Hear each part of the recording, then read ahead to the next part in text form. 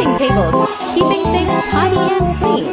At Kingdom Baby Shark Preschool, in addition to learning and play activities, our baby shark pranks are encouraged to develop important life skills that help them become responsible and independent individuals.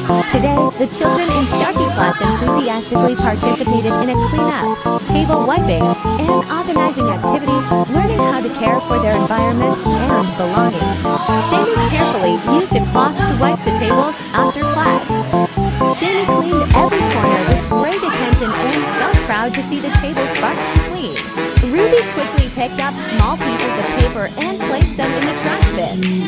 Ruby learned that keeping the environment clean is everyone's responsibility. Masy carefully organized books, crayons, and learning materials